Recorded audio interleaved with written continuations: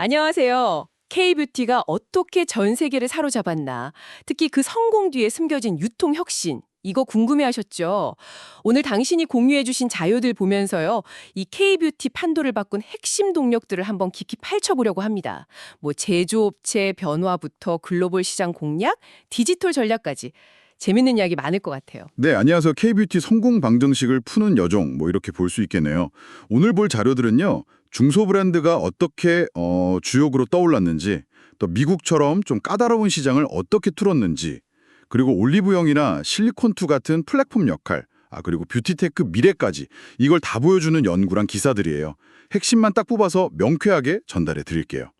좋습니다. 그럼 가장 먼저 눈에 띄는 거, 이게 K뷰티 시장 구조 자체가 아예 근본적으로 바뀌었다, 이 점인 것 같아요. 예전엔 대기업 위주였는데 완전히 새로운 판이 짜였다고요? 정확합니다. 그 ODM, OEM이라고 하죠. 제품 개발부터 브랜드 기획까지 제조업체가 싹 다 해주는 거예요. 이 방식이 활성화되면서 아이디어랑 속도, 이걸로 승부하는 중소 인디 브랜드들이 확 뜰 수 있는 그런 토양이 만들어진 거죠. 이게 왜 중요하냐면 뷰티 시장 트렌드가 엄청 빠르잖아요. 여기서 이 브랜드들의 민첩성이 진짜 강력한 무기가 된 거거든요.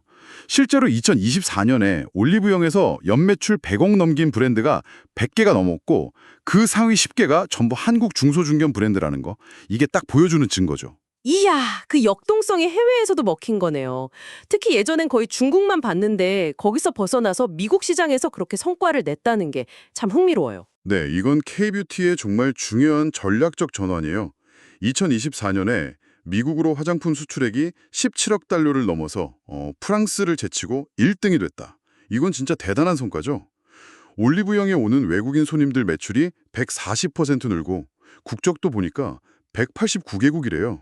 이것만 봐도 시장 다변화가 성공적으로 되고 있다는 거죠. 근데 미국 시장은 유통망이 엄청 복잡하다고들 하잖아요. K뷰티는 이 장벽을 어떻게 넘고 있는 건가요? 그 울타뷰티 같은 현지 소매업체 역할도 중요할 것 같은데요. 미국 시장은 확실히 깊은 이해가 필요해요. 울타뷰티 같은 주요 리테일러들이 뭘 하냐면 온라인 구매할 때 좀 불편한 거 있잖아요. 예를 들어 색조 화장품 색깔 맞추기나 텍스처 확인 같은 거. 이런 문제를 풀려고 가상 메이크업 체험이나 AI 기반 개인화 추천, 이런 디지털 기술을 막 쓰고 있어요.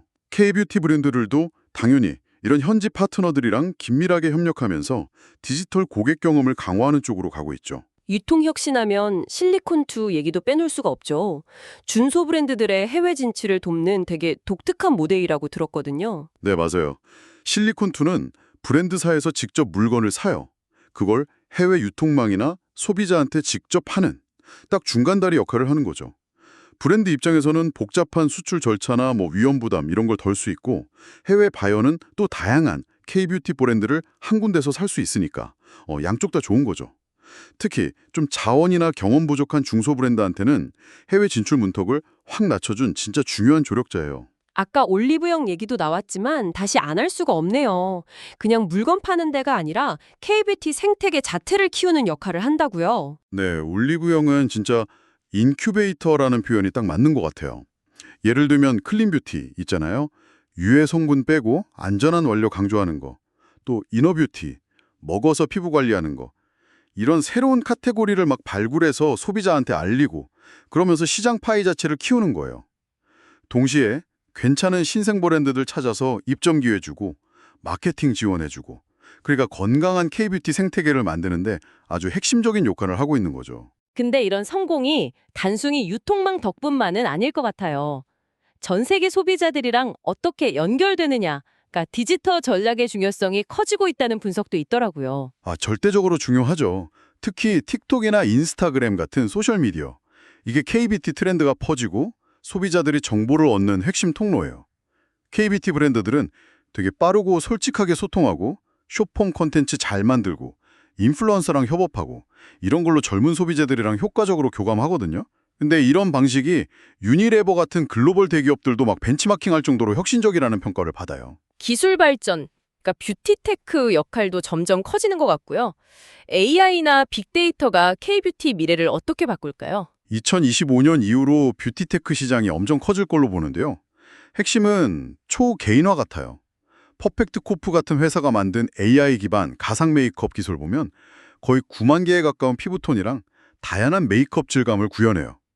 그러니까 소비자가 온라인에서도 거의 실제처럼 제품 발라보고 자기한테 맞는 걸 찾을 수 있게 도와주는 거죠. 이런 기술이 개인 취향이나 피부 상태에 딱 맞는 제품, 경험, 이걸 제공하면서 뷰티 산업의 미래를 이끌 거예요. 그리고 정부의 해외 진출 지원이나 지속 가능성에 대한 고민, 이런 것도 K-뷰티가 길게 성장하는 데 필요한 요소들이고요. 그럼 마지막으로 미래를 좀 보죠. K-뷰티 수출 전망은 어떻고 또 어떤 새로운 흐름 같은 게 보이나요? 일단 2025년 수출액은 114억 달러 넘어설 걸로 보고요. 특히 북미랑 유럽 시장 성장이 기대돼요. 근데 더 재밌는 건요. 이제 단순히 제품만 파는 게 아니라 K-뷰티 방식, 그러니까 성공 모델 그 자체를 수출하는 단계로 가고 있다는 점이에요. 독일의 예쁘다, 핀란드의 화랑품, 영국의 퓨어소울 이런 데처럼 현지 창업자들이 K-뷰티 특유의 그 빠른 기획력, 혁신적인 제품 개발, 감각적인 브랜딩 방식, 이걸 통째로 배우고 따라해서 사업을 시작하는 사례가 늘고 있어요. 와, 진짜 흥미롭네요. 오늘 이야기 쭉 들어보니까 K-뷰티 성공은 좋은 제품은 기본이고 여기에 중소기업의 민첩성, 올리브영과 실리콘투 같은 유통혁신, 또 엄청 빠른 디지털 적응력, 그리고 시장 다변화 전략까지 이게 아주 효과적으로 딱 맞아떨어진 결과다. 이렇게 정리할 수 있겠네요. 맞습니다. 이제 왜 K-뷰티가 그냥 반짝 유행이 아니라 글로벌 스탠다드로 자리 잡고 있는지 그 구조적인 힘을 당신도 이해하실 수 있을 겁니다. 제품 경쟁력을 넘어서는 뭐랄까 시스템의 승리라고 볼 수 있겠죠? 제품을 넘어서 성공 방식 자체를 수출하는 K-뷰티. 독일, 핀란드, 영국 같은 곳에서 현지 기업들이 이 모델을 따라한다니. 참 많은 걸 생각하게 하네요. 여기서 마지막으로 한 가지 질문을 던져봅니다. 이렇게 특정 산업의 운영 방식이나 성공 공식 자체가 하나의 상품처럼 다른 나라, 다른 문화권으로 퍼져나가서 성공하는 현상, 이게 과연 뷰티 산업을 넘어서 다른 분야로도 확산될 수 있을까요? 이 질문에 대한 당신의 생각은 어떠신가요?